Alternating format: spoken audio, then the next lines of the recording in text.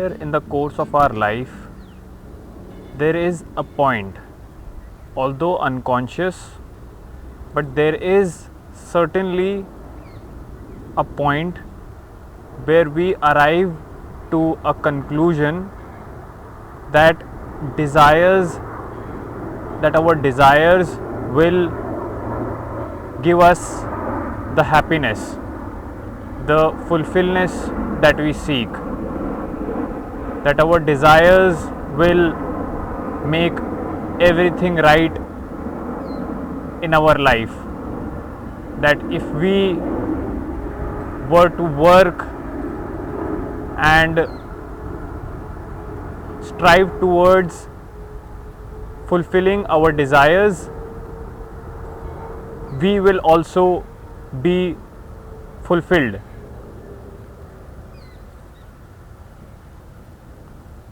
We think that the fulfillment of our desires is our own fulfillment.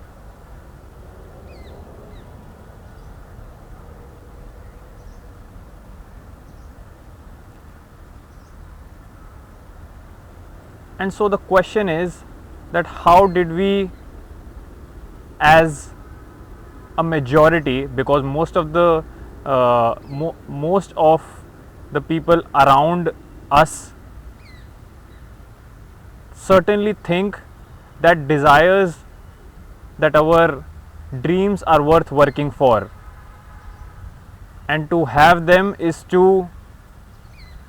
what is called as a living human being, a human being who is worth something, someone who works hard for the desires that they have in their mind.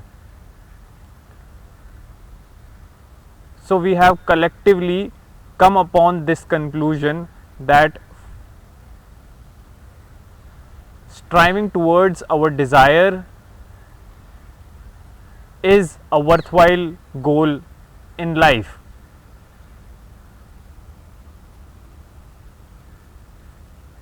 That striving for the comfort that our desires will provide us is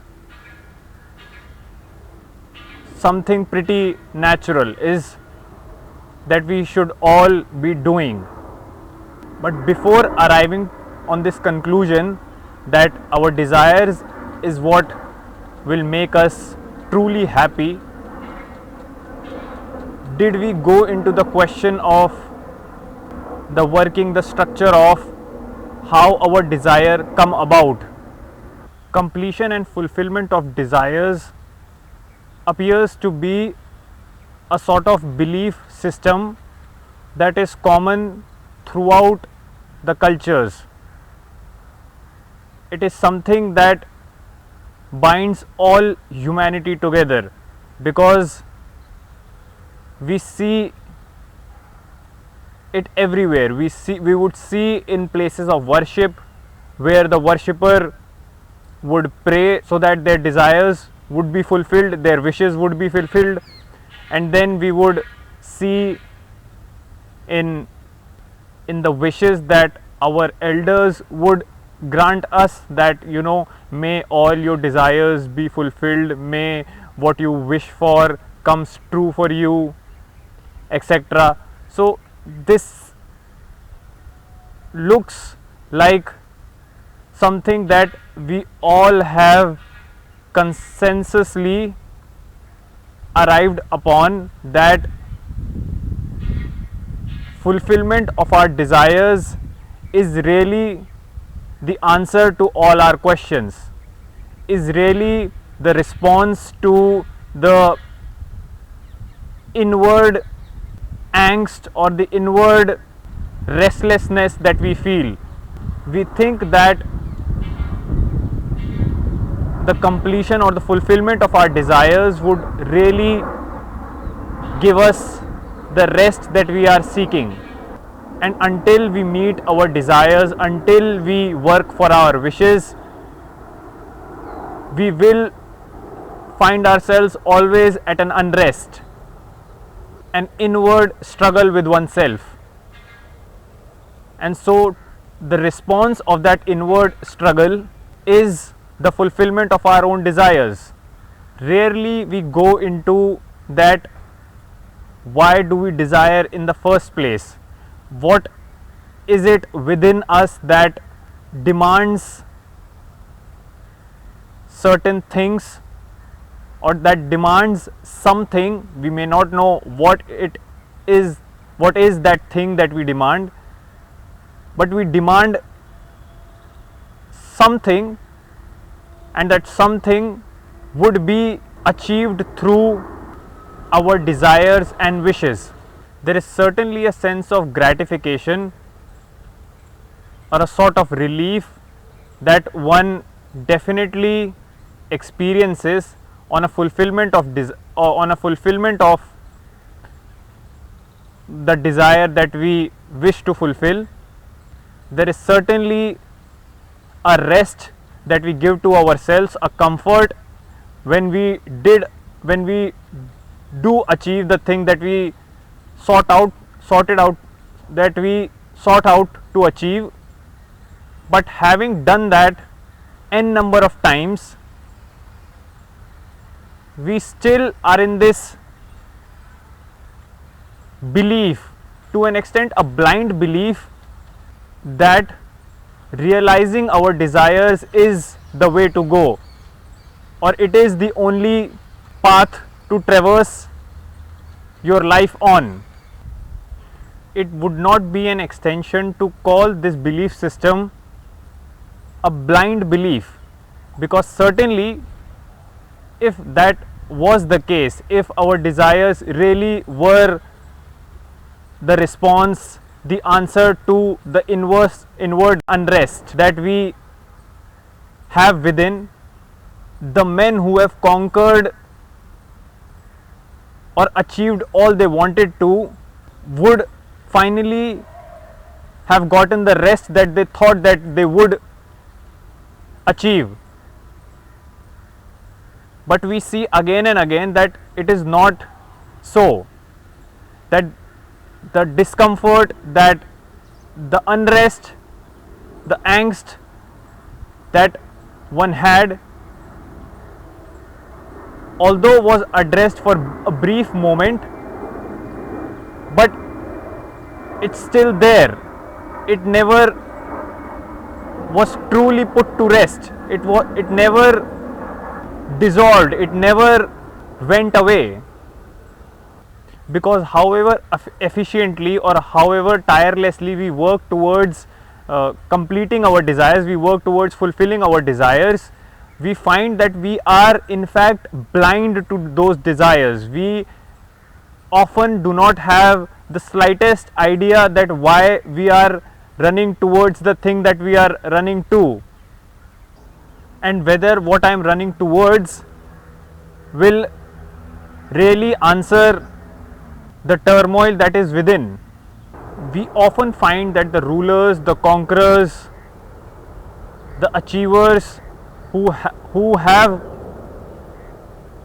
treaded on this path of completing their own desires, fulfilling their every demand, wishes, and are at the cusp, are at the brink of having fulfilled their every desire, are still searching for something, are still looking for the ultimate thing that would quench this thirst of unending desires.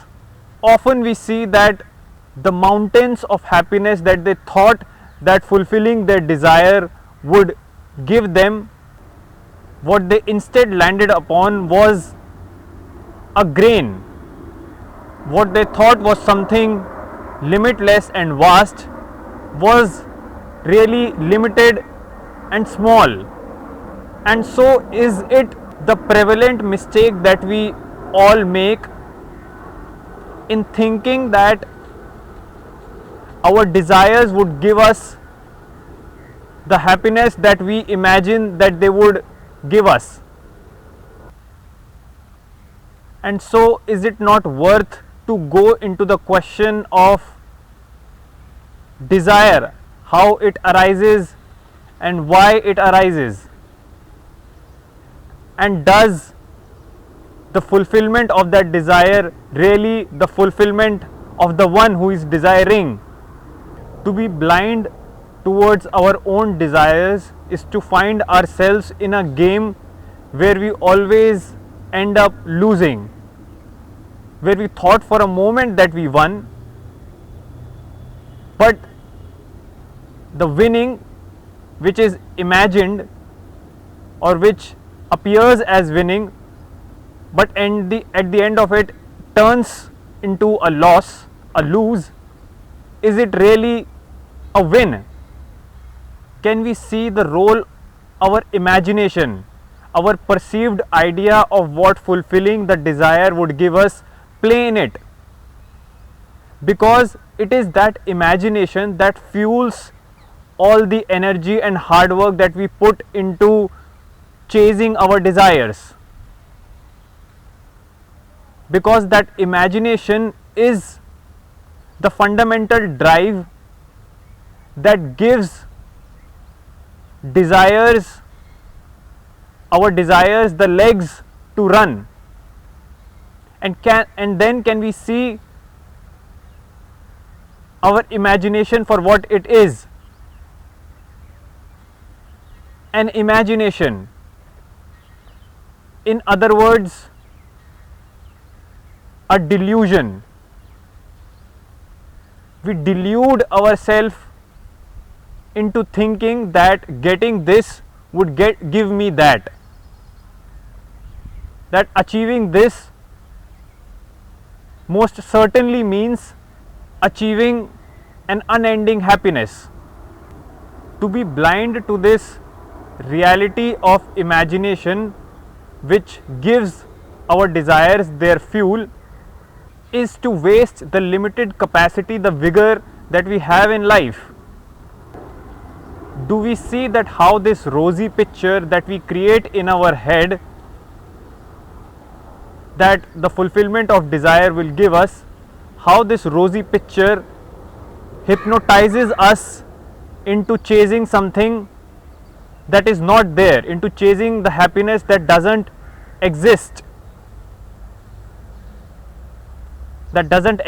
in the fulfillment of desires. It may exist at someplace else and which we do not know, but it certainly does not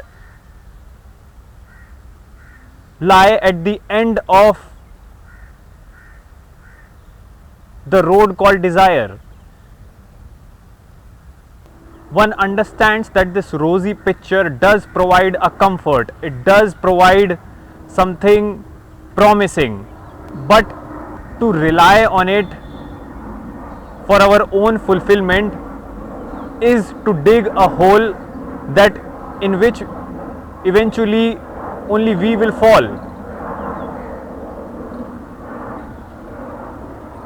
And so this imagination, this rosy picture that we are dreaming about may seem something that would provide us comfort, rest, but is actually the process where we are digging the hole for ourselves to fall in. Every idea, every picture that we conjure up in our head only makes the hole deeper. Desire is an axe and there is a ground on which we stand, and then we imagine that through digging that axe into that ground on which we currently stand